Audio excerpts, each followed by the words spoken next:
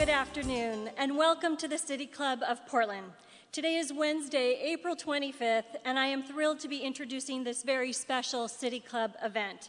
I'm Melody Rose, the president of City Club, and I would like to welcome members and guests alike here with us at the Governor Hotel and those of you listening live on OPB Radio. In consideration of our guests here in the room and those on the radio audience, I would ask you please to silence your cell phones and all other devices. Today, we are honored to host a wide-ranging conversation on the state of the economy with U.S. Treasury Secretary Timothy Geithner. After a special introduction by Portland Mayor Sam Adams, Secretary Geithner will offer some prepared remarks. He will then be joined by OPB's David Miller, who will guide a conversation with the Secretary using questions that City Club and community members submitted in advance of today's event. And now for some very brief introductions. Dave Miller is host of Oregon Public Broadcasting program Think Out Loud. He previously served as senior producer for the nationally distributed open source radio program based in Cambridge, Massachusetts. He also created a series of radio documentaries with a grant from the Corporation for Public Broadcasting and aired stories on All Things Considered and Morning Edition. At age 29, Sam Adams began the first of 11 years as the youngest mayoral chief of staff in this city's history. He then served on the Portland City Council before being elected mayor in 2008. We are so pleased that Mayor Adams accepted the honor of introducing Secretary Geithner, as his role was instrumental in bringing the Secretary here to City Club today. Mayor Adams, we are so appreciative and offer you our sincerest thanks.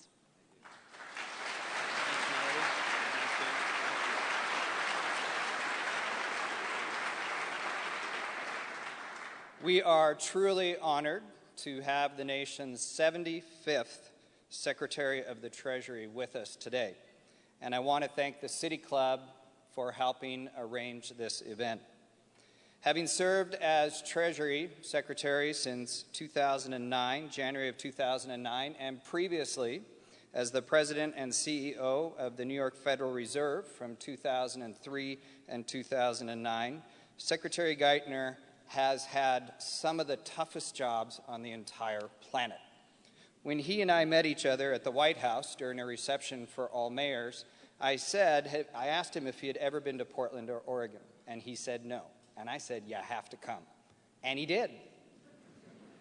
And we are really thrilled to have him here. This morning, I had an opportunity with the Secretary and his team to tour Oregon Iron Works and United Streetcar. We had a great conversation about the economy, about manufacturing jobs. So please join me in a warm welcome for Secretary Geithner.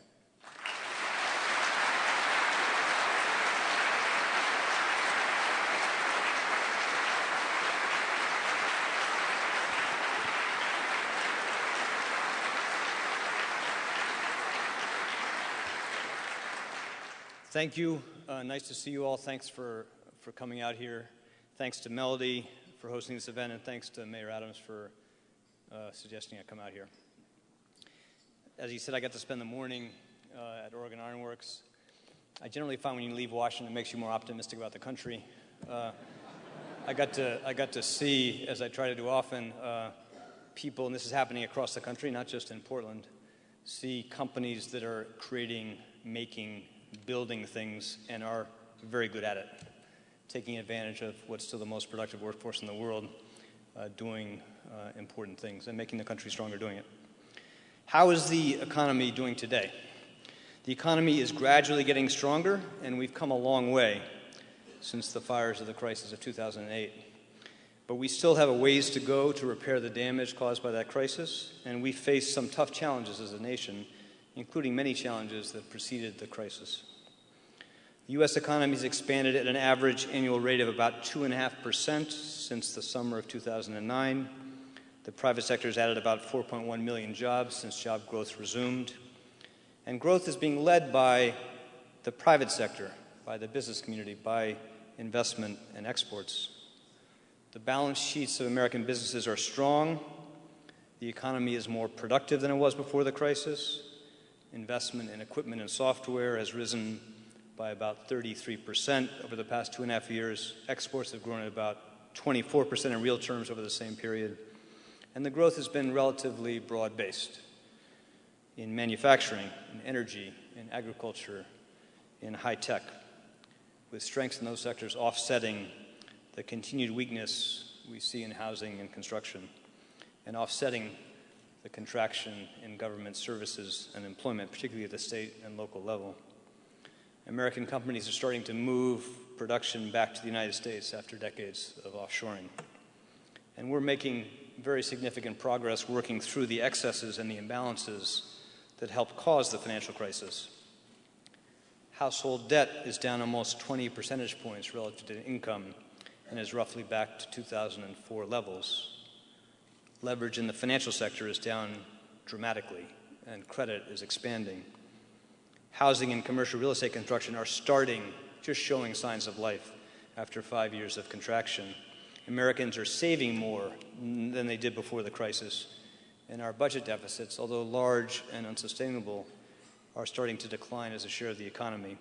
We're borrowing less from the rest of the world. Relative to GDP, our current account deficit is now half the level it was before the crisis. And these encouraging improvements in the economy are the direct result of the crisis response strategy that the President put together alongside the Federal Reserve to put out the financial fires, to restructure the automobile industry, and to restart economic growth. And the President has also put in place another set of crucial changes. Millions of Americans now have health care with better coverage because of the Affordable Care Act. We're becoming more efficient in how we use energy, more reliant on clean energy sources, less dependent on foreign sources of energy. And in communities across the country, we're seeing promising reforms in education to improve the quality of teaching in science and math, and to reduce the cost of and improve access to higher education. But this is a very tough economy still, and we have a long way to go to repair the damage from the crisis and to get more Americans back to work. And we still face a number of risks ahead. We still live in a dangerous and uncertain world, with Europe confronting a severe and protracted crisis. The world's engaged in a critical struggle with Iran, which has added to upward pressure on oil prices. And at the end of this year, we face what people call a fiscal cliff, the simultaneous expiry of tax cuts and a large across-the-board spending cut. And that cliff presents a risk to the economy, but it's also an opportunity for bipartisan agreement on reforms to restore fiscal sustainability. These challenges ahead are still very significant, but the shifts that have taken place in our economy make us better prepared as a nation to face them, and better prepared to confront them than many of our major competitors. Now, the pace of economic growth has been slower in this recovery than in the average of past recoveries. Why is this? Why hasn't growth been stronger? Most significantly, growth has been slowed by the headwinds that follow all financial crises. As consumers bring down debt, banks reduce excess risk, and we work through the excess investment in real estate, that tends to slow the pace of spending and slow economic growth. But we were also hit by a series of external shocks in 2010 and 2011, the crisis in Europe, the disasters in Japan, higher oil prices, and the threat of default during last summer's debt limit debate was very damaging to consumer and business confidence. These have been the central challenges to economic recovery, and without the external shocks of the last 2 years and without the damage caused by the threat of default, economic growth would have been significantly stronger. The alternative claims offered to explain the moderate pace of recovery, regulation, taxes, size of government, are not supported by the evidence. We are putting in place tough reforms on our financial system with new rules to improve fuel efficiency and to prevent pollution from threatening public health.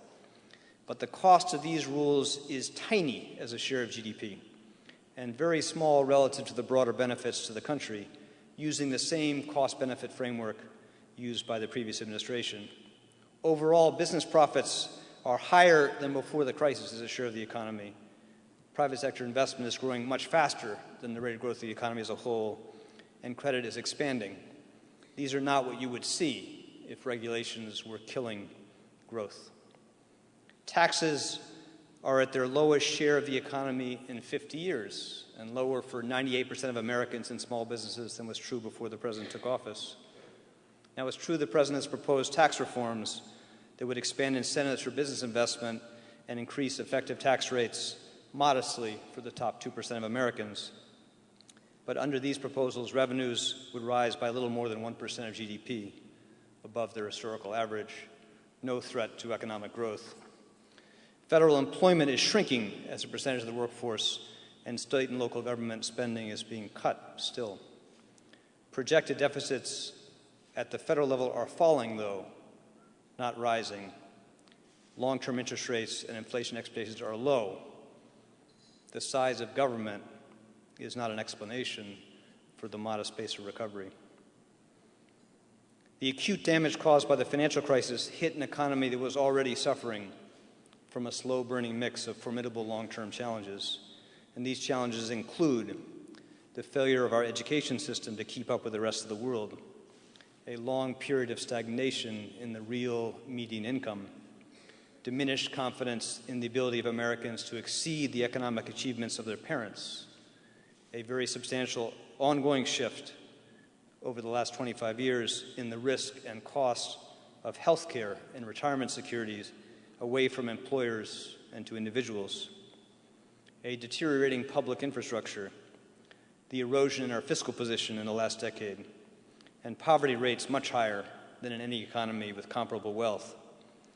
Confronting these challenges is the most important economic policy challenge facing the nation.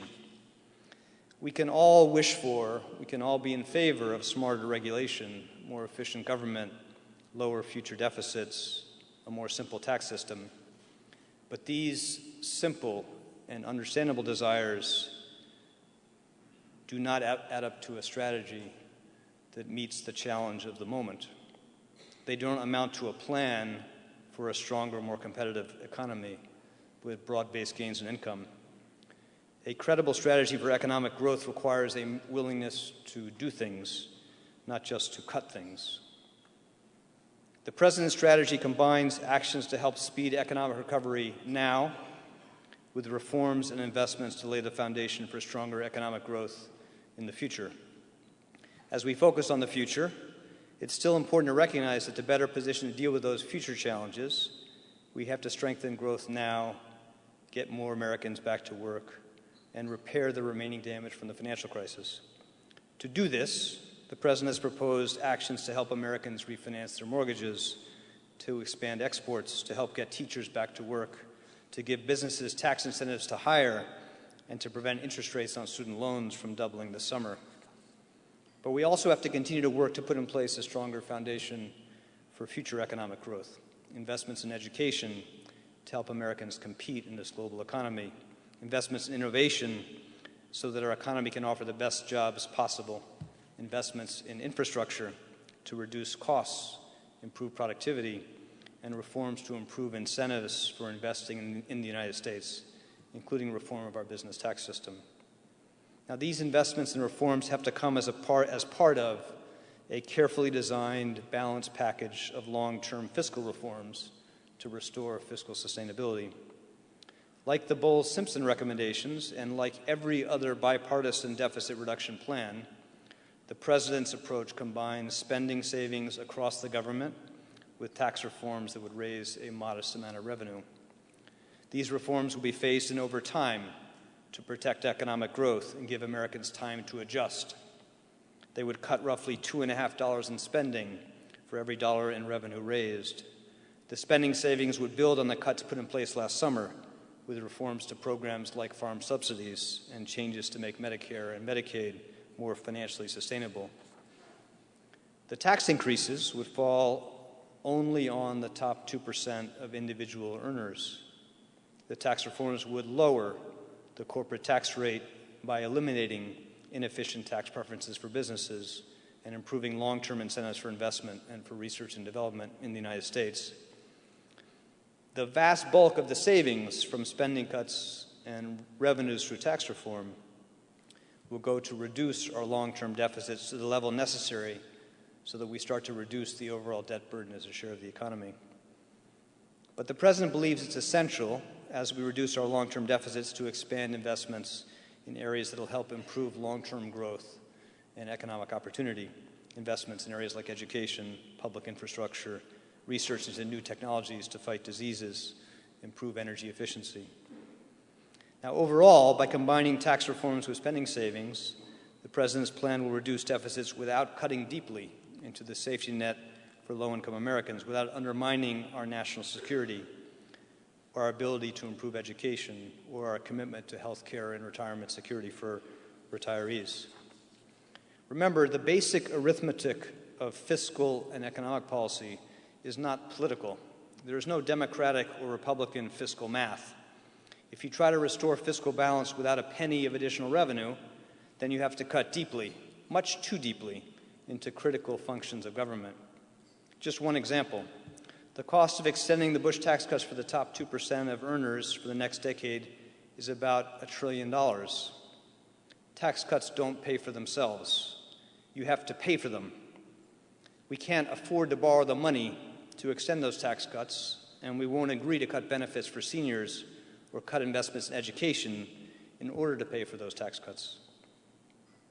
Now, we face some very tough challenges still as a country, but they are manageable challenges for the United States, and I would prefer our challenges to those of any economy anywhere in the world. We can afford the investments that are important for future growth. We can adjust to the changes that will be compelled by the need to bring our long-term deficits down.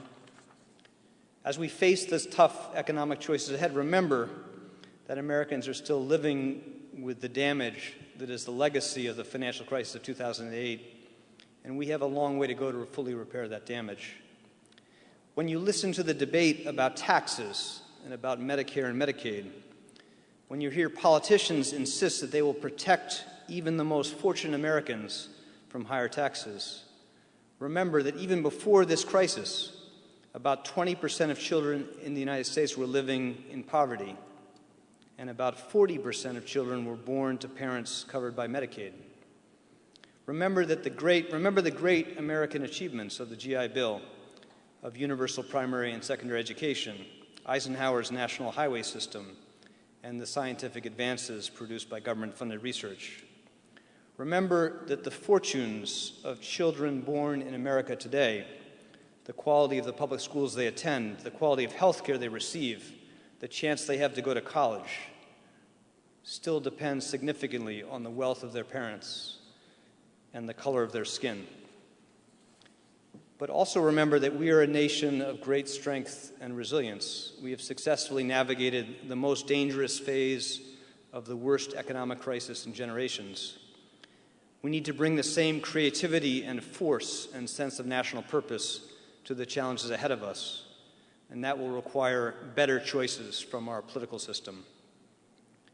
No economy can be stronger over time than the ability of its political leaders to come together to make tough decisions.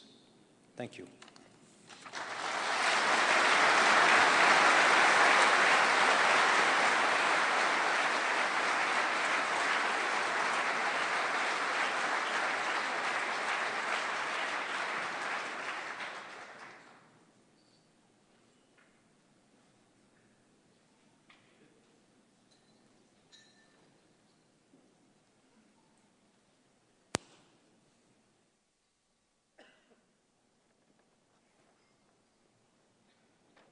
Mr. Secretary, thank you so much for coming here for the remarks, but especially, selfishly, for agreeing to sit down here and talking a little bit with me. I really appreciate it. You visited Oregon Iron Works, as you mentioned, also Nike today to talk with folks at Nike and some business leaders. It's the kind of trip you do, a couple trips like this every month. I'm wondering if anything surprised you today on this trip. Well, I heard the mix of things that, make you optimistic about the country and a pretty good, vivid list of what people are concerned about, people who run businesses are concerned about. And, just to do a bit of the positive again, there's a lot of innovation happening across America, a lot of encouraging signs of dynamism and strength in this economy, a lot of resilience, as I said, not just in this big energy boom we're experiencing or in agriculture, but in manufacturing. people tend to worry whether, as a country, we've lost the capacity to build things, lost the willingness, the skill to do that, and it's just not true. You know, we're still the dominant manufacturing power in the world, and one of the cool things about seeing companies like Oregon Iron Works is you get reminded of how much is happening in the United States. What are people concerned about? Mostly people are concerned about politics in this country, and mostly they're worried about is whether the political system can offer them more clarity about what's going to happen to taxes and regulation. How are we going to bring down these long-term fiscal deficits? How are we going to get government working again to, you know, expand trade, improve education outcomes, things like that. You know, just give you an example. You know, Washington's finding it hard to do pretty easy small things. Pass a transportation bill, for example. Extend tax incentives for businesses, which we leave expiring every year, but year after year, a huge amount of uncertainty around that. You know, we have to figure out how to solve these big problems, but we also have to figure out how to do a better job of solving what are pretty modest challenges for a country like ours. When you were talking at Nike today, though, with business leaders, how many of the issues that you were talking about or hearing about from the people at the table were really reflective of the kinds of issues that everyday working Americans, line workers, say, might be interested in? Well, it's a good point. I mean, I don't... I often say when I meet business people, I say that, you know, you need to be putting your resources into affecting not just the regulations you care about or the tax preferences you care about. You have to be putting them into getting Washington to deliver better outcomes for the economy as a whole, like better education outcomes or, you know, investments in infrastructure to get a lot of people back to work who are still out of work because of the construction crisis. Now, of course, you know, we have its phrase in the United States, the business of America is business. And for the average citizen to do well, you need a flourishing business community. But we have a flourishing business community today by any basic measure. What you need is the capacity for the government to deliver things that only governments can do. The business community cannot do on its own. And again, those are things, just to emphasize them again, like better investments in education, investments in scientific research, better incentives for investment, and the types of public investments that, again, only governments can do. And again, a great strength of our country in the past was a willingness and ability for politicians to do those things, business communities to support them. We have to make sure we can reclaim that, regain it, and that'll help us grow faster and make sure that the gains of growth are more broadly shared. Productivity right now is up. I think the growth of it has slowed down a little bit recently, but it's still up. My layperson's understanding of that is that a company can make more widgets with fewer man hours, whether it's, you know, sneakers at Nike or a rail car or anything else. With productivity up, do you think that we're going to be going back to the same levels of employment that we saw pre-recession, or are we looking at what people call now, a new normal, that we're just getting better and faster and more efficient at making things, meaning we'll need fewer people to make them? Excellent question. Let me give you two broad historical examples that should be reassuring to you. The 1990s was a period of tremendous growth in productivity. Huge spread of globalization, economic integration, technological change, and very good broad-based gains in income. No conflict between those two things. And if you look at over history of economics, when you have these big waves of increase in integration, globalization, and technological change, there's always been concern about whether the gains from that would end up being shared broadly across the economy as a whole. And when they were, it was because you saw public policy, governments, doing critically important simple things like, again, providing access to universal education, early childhood education, and the investments in public goods like infrastructure that are a critical complement. Not just, stronger rules of the game over the financial system, things like that, not just better property right protection, but things that'll help make sure that the growth you see in productivity results in broad-based economic gains, not beyond our capacity as a country. So we heard in the mayor's remarks your brief biography, but the short version, the even shorter one, is that for almost 25 years you've been working in central banking for the Treasury. I'm wondering if the events of the last 4 or 5 years have in any way fundamentally changed your idea, your understanding of how to manage either the U.S. or the global financial system, if you've changed your mind about how to do your job. Well, we had an excellent question, and as you said, I spent most of my professional life initially dealing with the financial crises of other countries. Good preparation, frankly, paradoxically. Was it really? I mean, was it good preparation, or did it give you no, it's very good the wrong idea of the models to pay attention to? I don't think so. I mean, it teaches you that all crises are different, and they can kill you if you don't manage them carefully. And you learn a lot from watching the mistakes of other countries and the mistakes of the United States that made in the past. But I'll give you just two simple lessons for this. Obviously, we allowed our financial system to completely outgrow the safeguards put in place after the Great Depression. We let huge amount of risk, a whole industry of financial activity that was essentially banking, to build up outside of the banking system with none of the protections we put in place to contain risk in banks, to protect consumers, to make sure when banks make mistakes they don't bring down the rest of the system. That was a tragic mistake made over decades in the United States, and that is the most important reason why this crisis was so damaging and so difficult to contain and to manage. So one important lesson, don't let that happen, and that's what these financial reforms are designed to prevent. If I could just stop you right there, I want to hear some of the other lessons, but are you saying you learned this lesson yourself as well? I mean, did you misjudge the level of regulation needed? Good question. I went to the New York Fed in the fall of 2003, early stage of this huge financial boom that sowed the seeds for the crisis. And what I discovered then, and what worried me right from the beginning, was the extent to which, again, we had allowed a whole parallel financial system to build up outside the constraints of regulation. And what I was struck by in that context is, people think about the New York Fed as the fire station for the financial system, which it is, unfortunately. You don't want to have to do the things we had to do in that context. But remember, the Federal Reserve, its authority to limit risk in the system is contained to what was then about half of the financial system of the United States. So it didn't capture the GSEs, Fannie and Freddie. No ability to constrain risk-taking in the investment banks that grew to be quite large, much less AIG.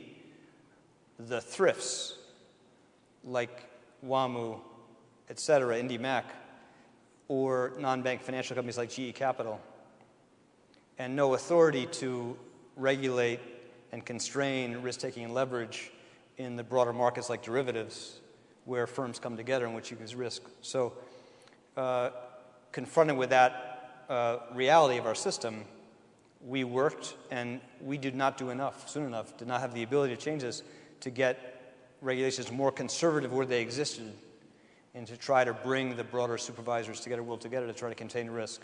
But those actions were not powerful enough to protect the economy from the huge increase in risk you saw. And it was going to take legislation, fundamental reform of the system, to provide a better set of tools. Now, just having the tools doesn't mean they'll be used wisely, but you have to start with having the authority we have. And these financial reforms that were passed in 2010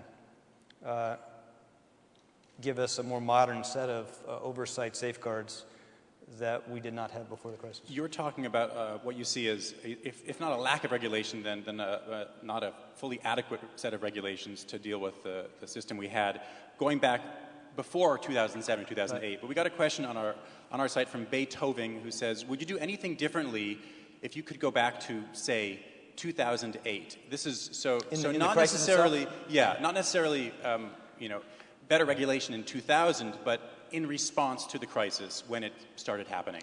Good question. Hard for me to respond to that with pure objectivity. It'll take a little time. And so let me say something more general. Unlike everything else we'll hear today, this might be less than objective. I cannot claim distance. I can't complain distance. I can't pretend to have distance or objectivity.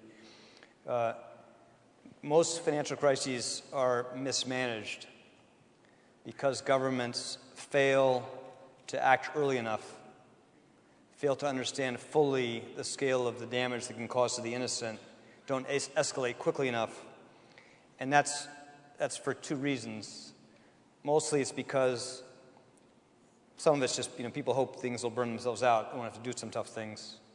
That's sort of a natural, inertial, conservative force in policy. But the other reason is because the things you have to do in a financial crisis are unavoidably politically terrible. Because to protect an economy from a broken financial system, you have to stabilize the financial system. For the economy to have the oxygen it needs to grow, you have to make sure that credit can flow, that people are not worried about the safety of their savings in banks. And so you have to do things that are terribly difficult politically for people to understand. And that's why most politicians hold back and wait. And that's what causes financial crises to burn longer than they should, and for them to have much more damage. So I think, as I often say it this way, that the crisis was worse than it should have been, in part because of these mistakes in regulation ahead of the crisis, but it was partly worse than it should have been because it took Washington a while to decide to legislate the full set of authorities we needed to stabilize, to put out the financial fires. And that legislation did not come, as you know, until the fall of 2008. And when it came, we used it very quickly and very forcefully, broke the back of the financial panic. And then when President Obama took office, you still faced a economy in free fall, a financial crisis still smoldering, and then he went and got initial authority from the Congress to try to protect the economy from the rest of the damage. I want to run sort of two competing, although also overlapping narratives from the great populist movements of the last 4 years by you, and get your take on what if you think there's anything valid in either of the critiques. The first is this sort of the Occupy narrative, and I should say that a lot of people on our site had elements of this, so I'm sort of including a lot of what people have said, hopefully telescoping and putting it all together. But basically that enormous financial institutions run by wildly wealthy people deserve a lot of the blame for what happened. Not all of it, but a lot of it. But they were bailed out at taxpayer expense. In the process, they got massive bonuses, and most of them are doing great right now. That's the sort of the central Occupy narrative boiled down. The Tea Party narrative has some similarities, I think, but it's that all of that is crony capitalism at its worst. You're picking winners and losers. Citibank maybe wins. Lehman Brothers certainly doesn't. And then, business as usual after that. What aspects of either of those narratives do you actually agree with? Excellent synthesis. That's like 30 comments right there that I don't have to read right now. Yeah, and you said it so politely. So I'll try. Please. I'll try. So yes, it's unfair, and yes, it feels unjust, and yes, everything that still feels terrible in this economy today is the aftershocks and the scars of that basic reality. We had a financial system burning, causing huge amount of damage to the innocent, and that came on top of a long period, no growth in the median income, huge rise in inequality, and again, we're a country that lives with truly alarming levels of poverty for a country this rich in that context. And the tragic reality of managing financial crisis successfully is the just and the moral and the pragmatic and the necessary thing to do to protect the innocents from even greater damage is to come in and make sure you rescue the economy from a failing financial system, and that requires stabilizing the system. There's no alternative to it. If you don't do it, all you have to look is, you look at the Great Depression, you look at the depth of the contraction output, the rise in unemployment, the loss of wealth that happened in most other financial crises, much more severe than what we went through. And we did allow and did force a dramatic restructuring of our financial system. The weakest parts of our system today, institutions and practice, no longer exist. And the firms that survived had to meet a very tough market test for viability. What we did is we said to them, for those that were surviving, in the early 2009, we said, we are going to force you to meet a very tough market test for viability and go out and raise private capital to make sure you can survive. And if you're unable to do that, then we're going to come in, take over, and restructure you and put you out of your misery. So the banks that survived in that context were forced to go out and raise $300 billion of private capital that diluted existing shareholders roughly in proportion to the mistakes those banks had made. But there is no alternative in managing a crisis this severe than to do a set of things to make sure that the financial system is working again so that people's savings are protected, businesses can borrow. If there was a different way to do it, we would have done it. If there was a less politically costly way to do it, we would have done it. But remember, the alternatives, what were the alternatives at the time? Nationalize everybody. Let them all fail.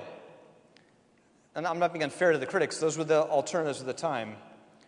And we know from history that they would have been much more damaging to the innocent victims across the country. What about having more heads on plates? You know, which goes back to what people are talking about. They want, and I don't know if this is a financial question or it's certainly a political question. It drives but people crazy. You're getting back to, you started by saying that it is unfair. I know it's unfair, but we have to save the system. It's possible. I think it's not possible. You have to save the country from a failing financial system. You don't act to save the financial system. You act to save the country from the consequences of a collapsing financial system. Important distinction. Now, on the heads on plates. Why aren't more people in jail? Yeah, or in jail. Yeah, okay. Either. Okay. Depending on what kind of revolution you want. Yeah. Important question. The president put in place very competent people to run not just the enforcement system at justice, but also in the independent regulatory authorities. He fought against substantial opposition to pass a set of new reforms to improve the authority they had. He fought to give them much more resources to do their job. And the wheels of justice are turning now. Now, they're not turning as fast as people would like, but we have the best system in the world for making sure that we can enforce the laws of the land against fraud and abuse and make sure they can be held accountable. Now, financial crises are fundamentally not caused by, rarely is an actual crime a material source of the damage. This is a tragic thing. I wish it were different, but most financial crises are caused by, and ours is true, they're caused by a mix of stupidity and greed and recklessness and risk-taking and hope.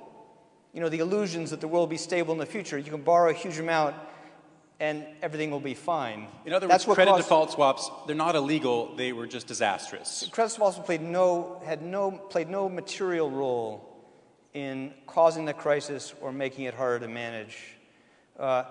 And they were certainly not illegal.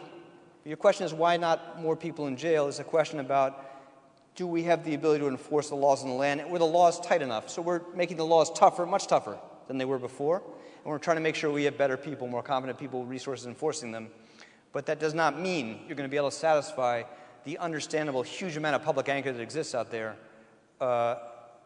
Why can't we identify and hold accountable people responsible for damage that was mostly a result of decisions across the country to take too much risk, to borrow too much against future income?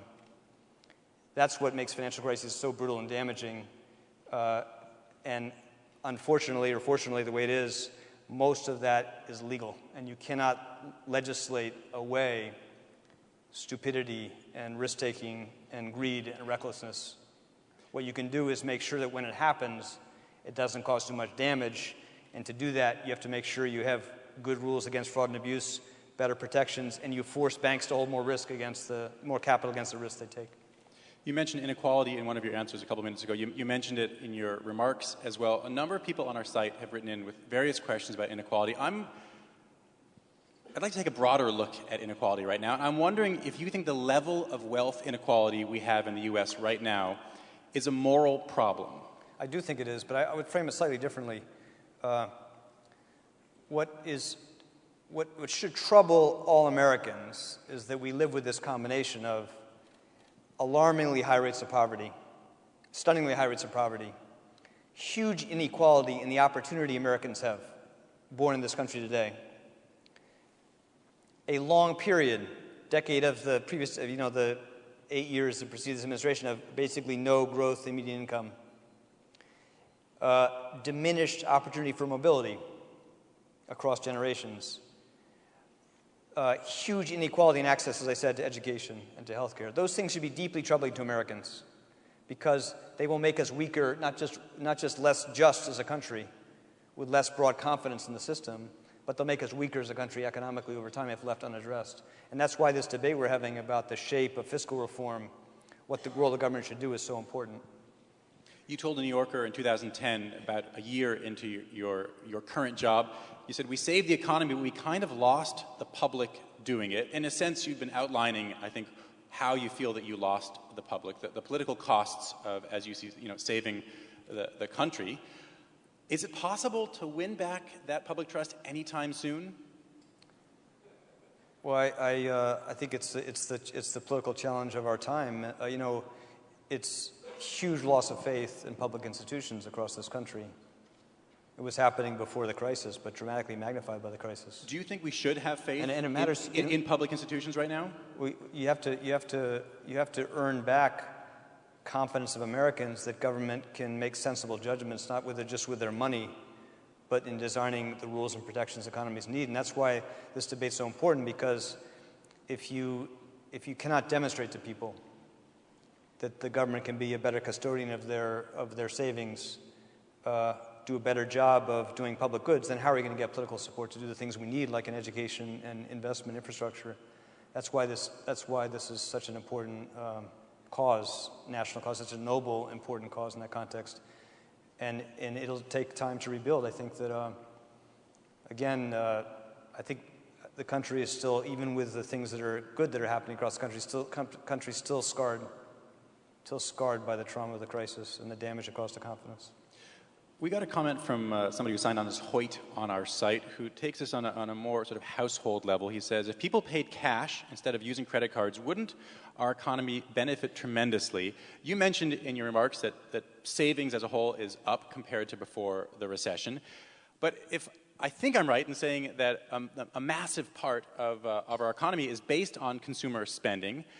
And so if a lot of what drove us, maybe it was an illusion, but drove the successes before the recession were people buying flat-screen TVs or houses or cars or anything that they couldn't necessarily afford, if that was driving the economy, if we're actually going to be better custodians of our own money, can we also still have a healthy national economy? Absolutely. Absolutely. The president has often said that apart from putting out the fires of the financial crisis, the big national economic challenge was creating a foundation for more sustainable, more durable growth. And that means you couldn't have growth based on lavish borrowing from the rest of the world to finance a lot of investment in housing or too much consumption relative income. And so part of the challenge we face is that transformation, bringing a little gravity to the financial system and to how people use debt. But there's a very compelling, strong economic case for people being able to borrow to finance education or to buy a house or to finance a unexpected shock cost in healthcare, things like that. And what you want is a system where that is possible to happen and people can borrow without the fear they'll be taken advantage of or subject to abuse and predation, which of course we saw across the country in this crisis. So as you're seeing in this early stage of recovery, you can have an economy that's growing, even as individuals are saving more and bringing down debt to more sustainable levels. And you're seeing a more healthy pattern of growth emerge because, again, it's less based on consumption fueled by borrowing and more driven by investment exports, and that's probably good for the long term. You've talked about the increased regulation, the better regulation we have now. We got a comment from Meredith Savory, a City Club member, who's skeptical of that. She says, why are banks being allowed to evade various provisions of the Dodd-Frank law? I've read that if they were too big to fail in 2008, they're even bigger now, and there are fewer of them. So how are the U.S. economy, she writes, and individual citizens protected from a repeat of 2008? Okay, very good question. But let me try to reassure you, even though we're still at the early stage in putting in place these reforms. We have forced much tighter limits on leverage on risk-taking across the American financial system. Banks are required to hold much more capital against risk than they did before the system. Now, you're right that we still have a financial system, although we have 9,000, 7,000, 8,000 banks in the United States, the large banks are a big share of that system. But we have a much less concentrated and a much smaller financial system relative to any other major economy, relative to Canada, relative to Germany, relative to the UK or Switzerland. If you just compare the size of our system relative to the economies of the United States and its level of concentration, we are the more conservatively structured system now because of the changes we forced in the system. And we have authority we didn't have before the crisis to make sure that consumers have better protection, regardless of whether they're doing business with a bank or with a payday lender or an auto finance company. And we have better tools to manage the failure of large institutions so that we can dismember them and put them out of their misery if they make mistakes without causing a huge amount of collateral damage and without requiring the taxpayer to take on that burden. Now, the financial system and a lot of the Republican opponents are fighting these reforms. You know, you're seeing a pretty significantly well-designed war of attrition against these reforms, but we're going to resist that effort, and I'm very confident we're going to be successful in resisting it because the case to undo and unravel and leave an economy without those protections is a very weak case, no credible argument for it, and I think we'll be successful in preventing that. You've said that the president will not ask you to stay on for a second term if he wins re-election. Well, we have a sort of an agreement, which is he asked me to stay, and I said I'd stay at the end of the first term. So that's the nature of our agreement. So I have to ask you this. The New York Post has an article today saying that your father-in-law was overheard in a restaurant saying that you were going to be named president of Dartmouth. I understand your staff has said it's a great story, but it doesn't have the benefit of being true. I'd love to hear that from you. Will you become the president of Dartmouth? No. Clear answer. So what will you do? Do you want to go into private banking? Do you want to? I'm going to help this president do as much as we can to help repair the damage caused in the crisis, make sure these reforms in the financial system work, and again help manage the broader challenges facing the country. And we got a bit of time left. That's what I'm going to focus on. It feels like a long way away. Final question. I'm just curious, as somebody who has bad penmanship myself, when you sign your name to be put on every single printed bill while you're the I don't have to sign secretary. every bill. I understand that. It'd be a lot harder to manage the world if you did. How do you decide what your signature is going to look like, and is there a process? Does the president look over your shoulder? No, I had a completely illegible scrawl, which did not seem suited for the dollar bill. Authentic, but not appropriate. So I had to change it so that people could see my name, but only I got to decide whether it had that nice elegance that was required. And I don't know, I've met that standard. So is there anybody else who looks over your shoulder and says, no, that's not good enough for a $100 bill? No, like in many jobs, I own most of the decisions I got to make in this job. Secretary Geithner, thank you so much for sitting down to talk with me.